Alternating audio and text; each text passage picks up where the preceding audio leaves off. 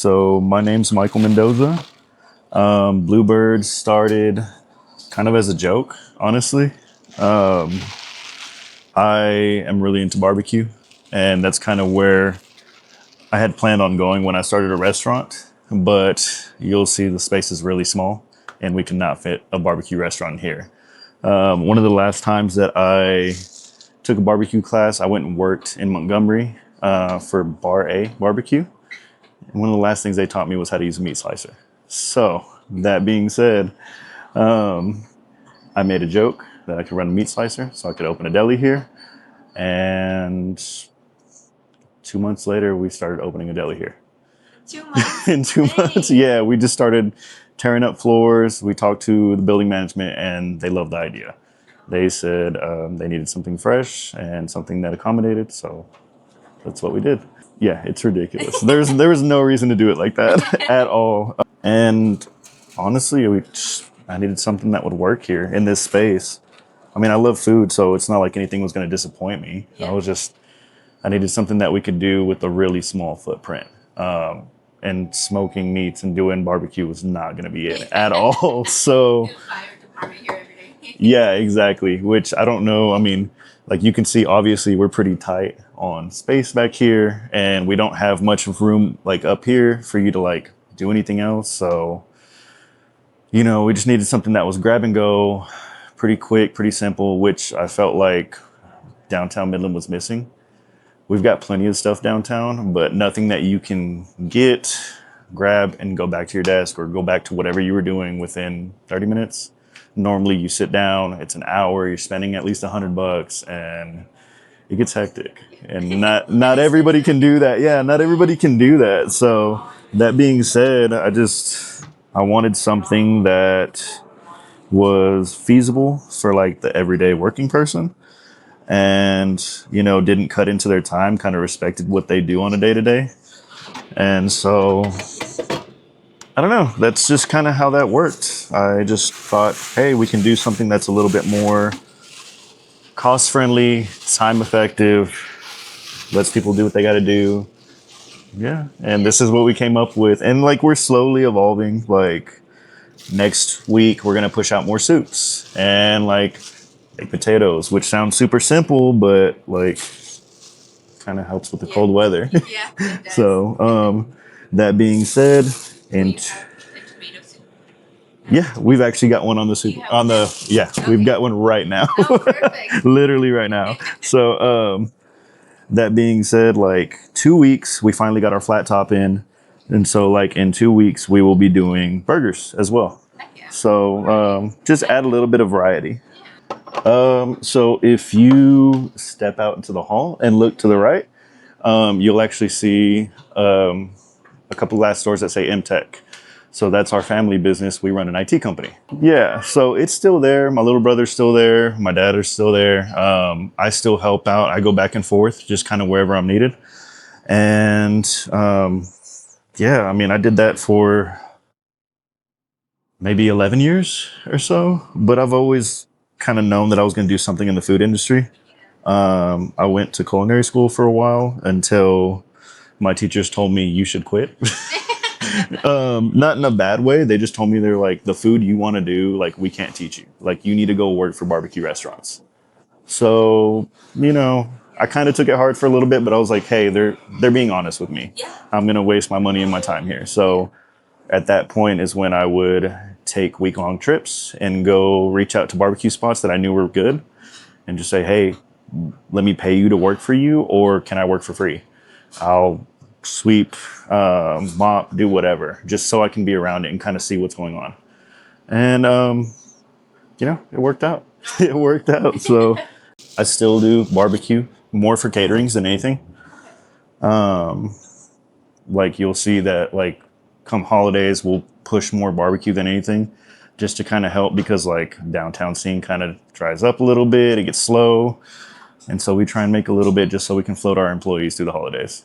Yeah, born and raised. I don't know that I could go anywhere else, honestly. I've got family here, and I want to say that's what keeps me here, but it's not at all.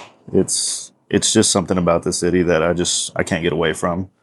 So you know, and I don't really want to try. Like, I'd rather, like, I like big city vibes, like Austin and Dallas and stuff like that. But instead of like running towards that and running away from Midland, like, I'd rather try and bring some of those vibes over here. And so, this guy that I'm making right here, a lot of people will come in and say, I want the Scooby Doo sandwich because it's so big. But this is our country club. Okay. So it's pretty huge. We used to cut it in quarters, but that's kind of what you're getting right there. Yeah. Yeah. Most people will actually come in and kind of split it between two people. Or I got some people that'll come in, they're like, oh, I'm getting lunch and dinner. I'm like, okay, cool, whatever. Yeah, which is kind of like an ongoing thing. So you'll see like we've got muffins up there right now, like right in the very front. So that's like a, yeah. So that's a weekly thing. So we don't do any more of our desserts. We used to do cheesecakes and like berry tarts and stuff like that. And then we were doing half moon cookies, which is like half vanilla, half chocolate. Yeah. And we'll still run those here and there. But at this point, like we're getting to seasonal. So she's like, we're doing pumpkin spice muffins, or we're doing brownies, whatever. Whatever she wants to do, I let her push it out. Definitely. So I know we are still going to do more with Brantley Creek.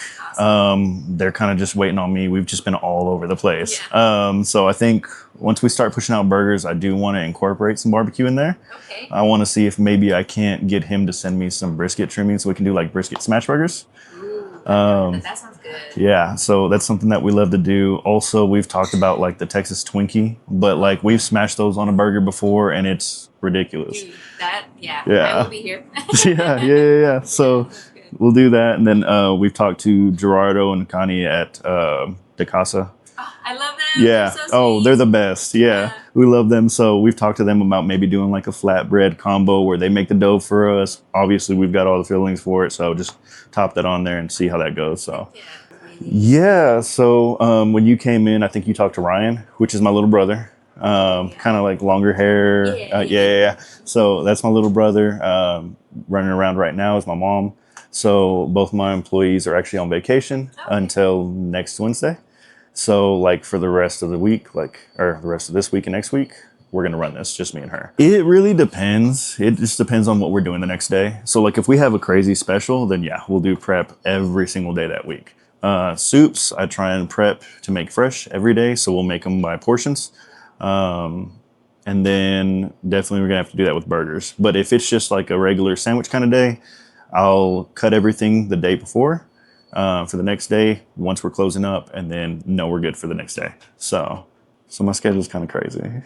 So we'll come in and open this up. And then I'll stay until about close. And then what I'll do is I'll actually leave and go to MTech, work over there until about 5 or 6. And then I'll come over here and then just kind of see if, like, say, Cole or Fernandez here that typically work. If they couldn't finish prep, then I'll finish whatever they need to. I'll try and check and do inventory and get all that stuff knocked out. So I might be here 6, 7, 8 o'clock. It really just depends. Yeah. So, but I do juggle between this and MTech. And then if we've got caterings going on, it's just...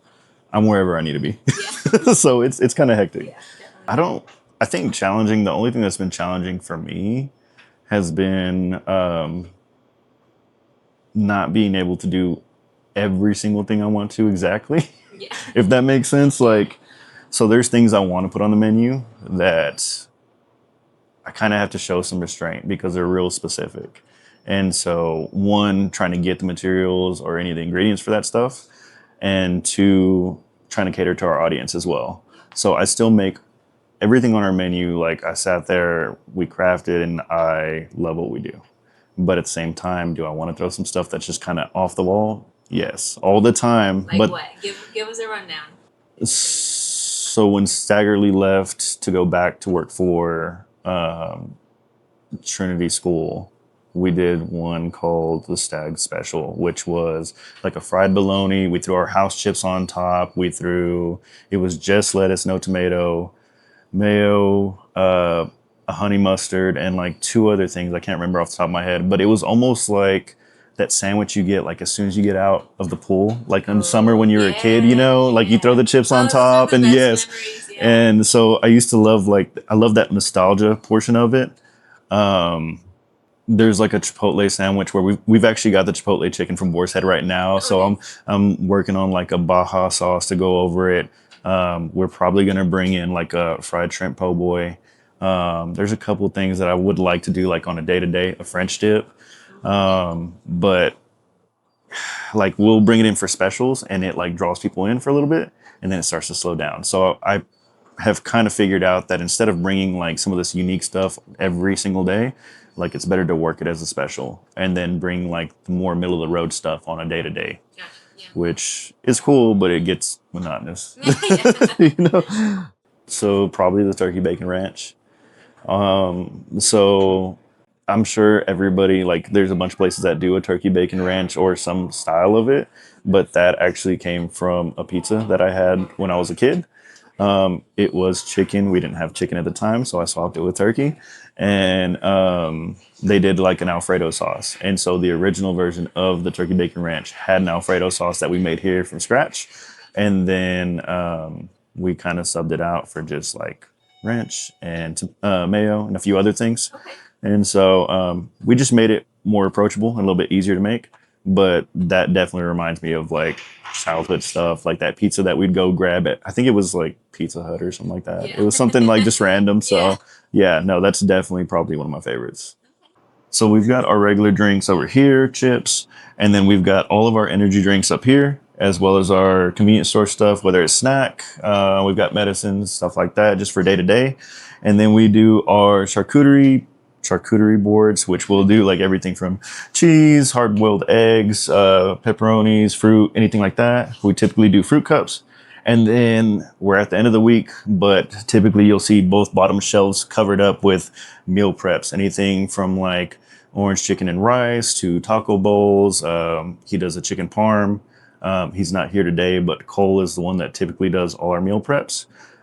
He's a certified trainer and he kind of runs through and does all the certifications that he needs to make sure that he can help people the way he needs to. So you'll typically see him back here cooking or working on meal preps and working with our clients to make sure that they get what they need out of those meal preps. So he'll do specialized ones as well as just grab and goes. Honestly, just don't get discouraged is my biggest thing for anybody that wants to do this. I can tell you there's been plenty of like sleepless nights where I was sitting there and I was like, I have no idea what I'm doing. I shouldn't be doing this. I'm sure my family can attest that I would sit there and just freak out for a while. I'm like, it's so quick. We're doing this so quick. And I was already spending money on rent. I was spending money on renovations. And however much money you think you need, probably double that. Because it'll go like, yeah, no, seriously, because it went so quick. And I mean, we were probably like a month into it and I was like, oh, I'm broke again. Like, seriously, I was out working odd jobs. I was doing everything I could to fund this place. I purposely tried not to take a loan because I wanted to make sure that everything was safe here. But yeah, like, I think you're going to freak out no matter what. Like, but I think anything worth it, you're going to freak out about. You're going to be worried about, you're going to be nervous. If you're not, then it's not worth it.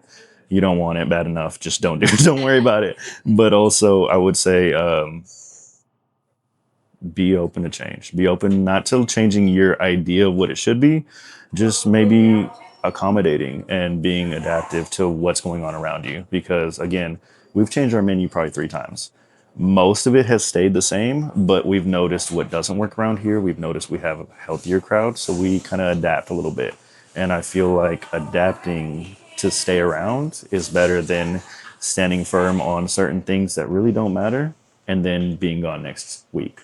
I hope people stop in. I hope they enjoy our food and I hope they enjoy the atmosphere that we've tried to create. And, we hope to see you soon.